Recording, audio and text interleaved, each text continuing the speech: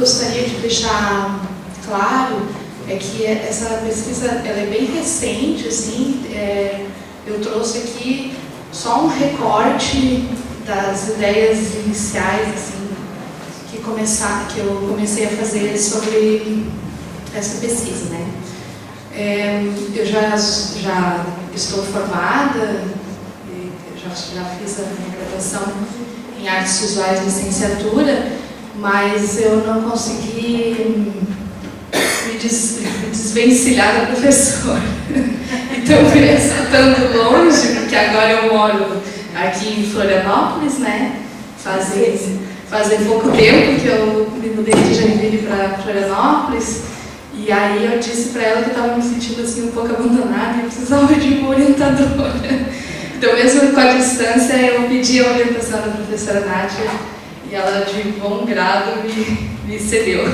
Então, a pesquisa está sob a orientação dela. Então, artesanatos e artefatos, diferenças que precisam ser discutidas. Eu sempre fui, na verdade, uma apaixonada pelo artesanato indígena, principalmente, né? E eu sempre estou comprando coisas, eu coleciono, na verdade, instrumentos e sempre me chamou a atenção. E aí, quando eu cheguei aqui em Florianópolis, me chamava muita atenção ver as índias no centro da cidade, né? Com seus artesanatos. Eu sempre passo e compro. Num determinado tempo, eu passei e não encontrei mais elas. E eu estou à procura delas, inclusive. E aí eu reparei que havia algumas índias, mas elas já não estavam mais vendendo o seu artesanato. Elas já estavam vendendo cachecóis industrializados no centro da cidade, né?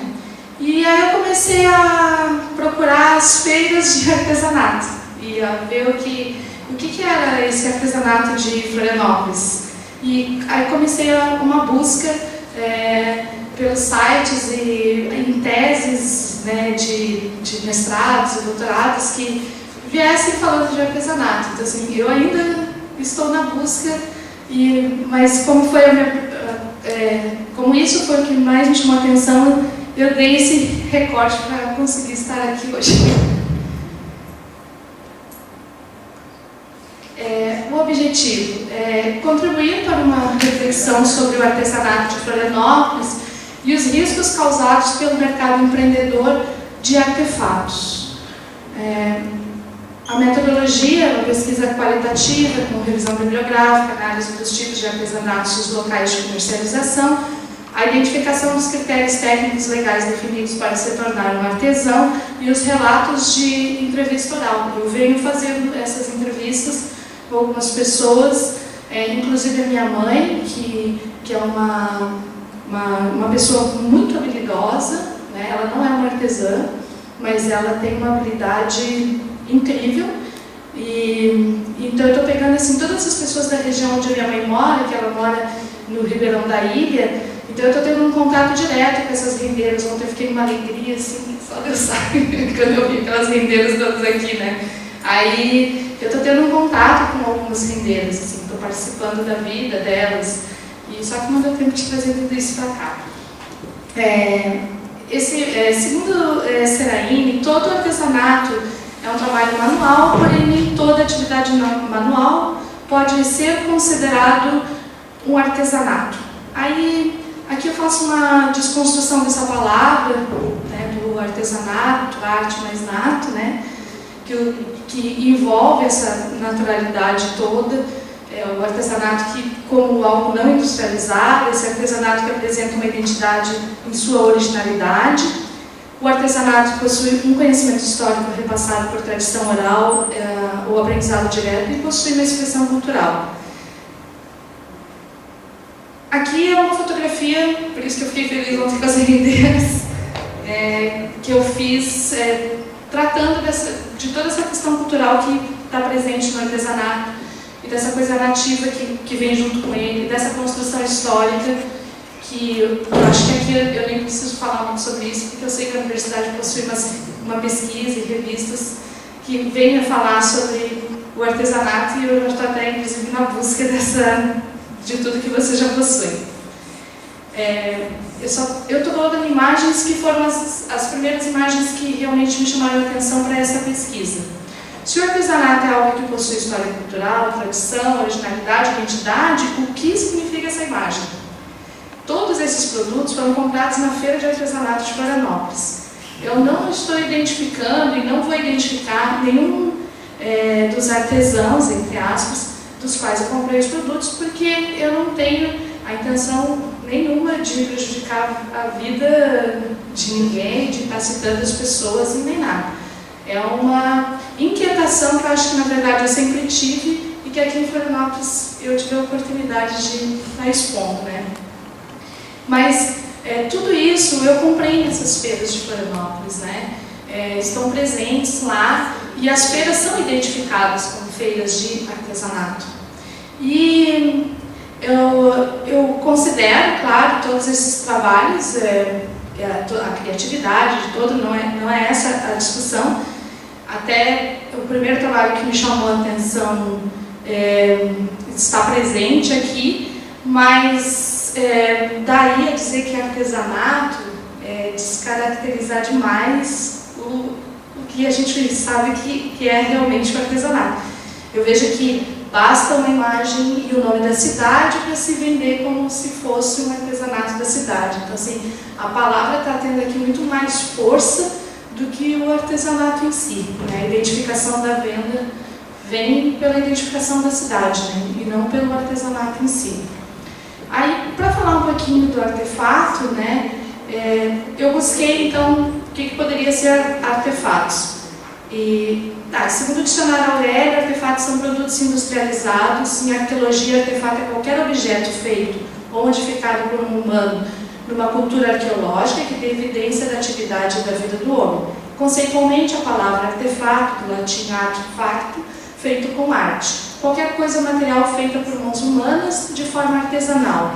Na área de TI, qualquer coisa produzida no processo de desenvolvimento de um software, de um programa. E é nesse conceito de qualquer coisa que eu coloco a diferença de artesanatos e artefatos, porque eu vi nas feiras presentes qualquer coisa sendo identificada como artesanato. E aqui são algumas fotografias, né, de exemplos de artesanatos dos quais eu comprei na feira de artesanato. Essa caixinha de fósforos, por exemplo. Eu não nego que é bonitinha, mas eu nego que ela seja um artesanato. Então, eu conversei com a pessoa que me vendeu a caixinha de fósforos, eu perguntei de onde que ela era e o que ela fazia, né? E como que ela teve essa ideia de fazer a caixinha de fósforos, e ela disse que ela sabia fazer o bordado de ponto cruz, e então ela teve a ideia porque ela precisava ganhar dinheiro.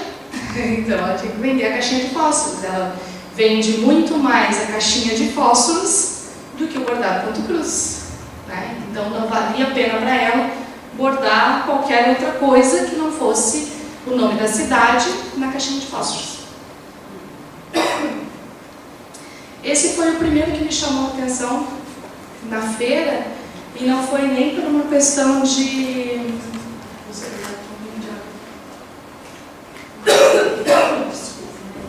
Não foi nem por uma questão assim de crítica, na verdade. Na hora que eu passei, me chamou a atenção pela quantidade de símbolos que estavam envolvendo essa imagem, que aqui agora eu não vou estar falando sobre todos esses símbolos, né, mas que é isso? Na verdade são todos ímãs de geladeira. Todos eles, eu fiz questão que fossem realmente todos os ímãs. A minha geladeira ficou que é uma beleza. Para poder eu ficar observando todos os dias. Eu queria olhar para eles todos os dias para poder acalmar um pouco a minha inquietação ou deixar mais inquieta, né? Então, nessa lembrança de Florianópolis, é um casal, na verdade, que trabalha, e eles fazem de tudo. Eles fazem as geladeiras, fazem porta-joias, eles fazem o que a pessoa encomendar. E é muito interessante porque tudo que eles usam é reciclado, né? São bijuterias que foram jogadas fora, eles pegam qualquer coisa da identificação. Então, Aí, assim, depois lendo, estudando, pegando orientação, né? Eu fui me inquietando e disse assim, está muito próximo dessa questão da cultura visual e daria para pensar nesse sentido, assim, se a gente tem um caminho disso, da cultura visual, já envolvendo dentro desse empreendedorismo que eles vêm chamando de artesanato. Essa galinha é uma fofa, eu adoro ela, quando eu olho ela na minha geladeira, mas ela não é um artesanato. Assim, as imagens que eu trouxe eram para provocar mesmo, sabe? Para mostrar que é bonitinho, mas que não é um artesanato. Né? E, por último, eu coloquei esse cachixi, porque eu até fiz a minha colinha aqui, porque eu achei que, como eu ia ficar nervosa, realmente eu ia melhorar tudo, né? Mas, assim, o cachixi, deixa eu olhar a minha colinha, é da cultura Bantu, né? Que é do Congo da Angola. E ele jamais é feito lá por esse material plástico, né? E ele chega no Brasil junto com os berimbaus. Ele é um auxílio do berimbau, na verdade. Quando se toca o berimbau, o cachixi ele serve como auxiliador do barulho da corda. Então você toca e na mão esquerda o cachixi está preso. Aqui ele é vendido como um artesanato feito por um paraguaio, né? E que dizem que é um excelente artesão. Eu não consegui ainda ter um contato com ele, mas eu já pedi, então eu quero conversar com ele e como que ele chegou no cachixi, eu quero conhecer a história dele, né? Mas assim, descaracteriza totalmente a realidade desse instrumento, né, de percussão, que no Brasil, na África, ele tem uma função ritualística. No Brasil, ele tem uma função de arte popular. Ele modifica a função, mas mesmo assim, ele está, nesse momento, totalmente deslocado do que é a sua cultura, partindo desde o material e da forma com que ele está sendo vendido. Bom, como é que eu cheguei no empreendedorismo, né? Então, eu coloquei rapidamente assim, que o empreendedorismo, segundo Sarene, é um desenvolvimento econômico de inclusão social que designa um novo padrão de comportamento econômico em relação de uma economia e sociedade em processo de mudança, caracterizando a economia de pequenos empreendimentos e novos negócios. Então, não vou discursar sobre empreendedorismo, que nem é a minha área, né?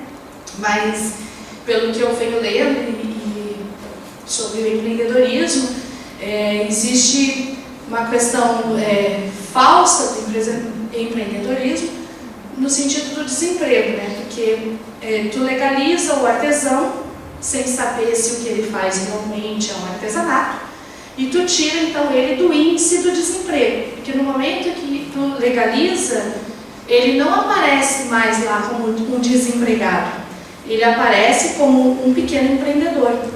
Então, até que ponto vale a pena a gente ter esses artefatos sendo vendidos como artesanato por causa do empreendedorismo, né? Se é que vale a pena. E se existe alguma possibilidade, que é onde eu pretendo chegar com essa pesquisa, de formular uma documentação que a gente possa, de repente, estar respaldando o artesanato como artesanato e as feiras de artefatos como feiras de trabalhos manuais. Porque é uma identificação importante, ao meu ver, porque a gente já não tem uma proximidade com essas diferenças.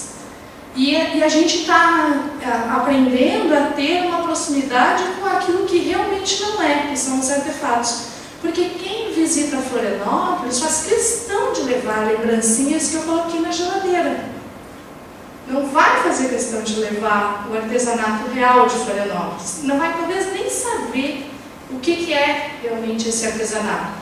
E talvez se tiver a diferença nas feiras, assim, se tiver dentro dessa questão do empreendedorismo, se a gente conseguir um documento, eu sei que é complicado e que é difícil, porque aí eu vou estar mexendo no meio político, Mas para mim é muito nova a questão da pesquisação, e eu estou aprendendo isso na minha pós-graduação, então estou bem feliz com ela, porque eu estou aprendendo a usar essas armas, né?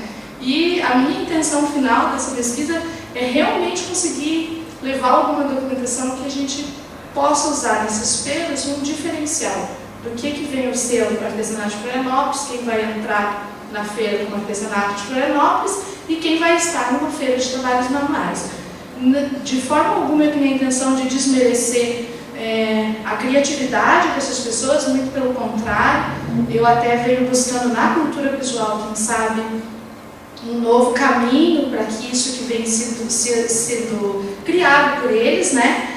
Mas eu não consigo concordar que eles façam artesanato. Então, a conclusão é que é uma pesquisa que não está concluída, né? No entanto, almeja contribuir para reflexões e ações que possam valorizar e preservar o artesanato da cidade. Eu brinquei com a foto e eu peguei tudo que estava na minha geladeira e cobri, deixei dentro da renda